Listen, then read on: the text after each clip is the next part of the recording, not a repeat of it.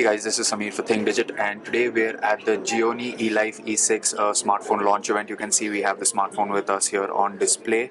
We have the white model.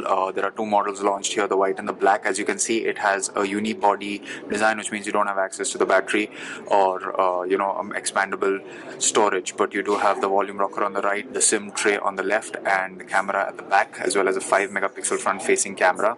Its user interface is also quite different from what we've come to see from other Android smartphones. To start with, you can see that all the apps are listed on the home screen rather than an app lister, which is usually housed in the bottom right corner. That's not the case here.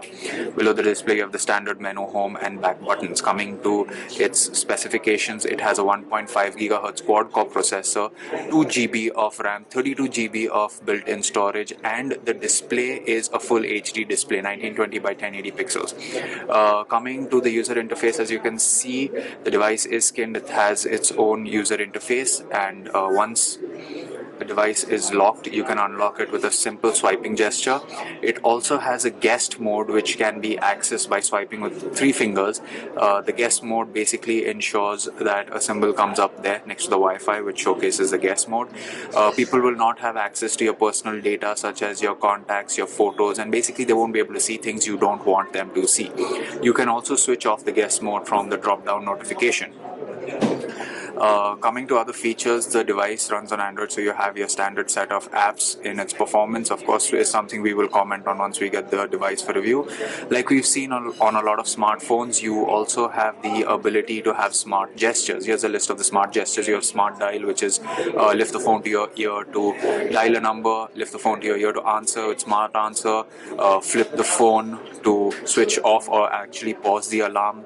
You have gesture answers, air browse pictures. So basically, you could move your hand in front of the display and certain actions will be performed. You have the ability to control the video also by looking away from the display, something we've seen on the Canvas 4 and Samsung Galaxy smartphones. So just to show you how similar the multitasking capabilities of the Gionee Elife E6 is to iOS, here's what iOS's multitasking screen looks like, and here is what the Gionee Elife's multitasking screen looks like. And as you can see, it's quite fairly similar. You got to swipe to get rid of the apps as well.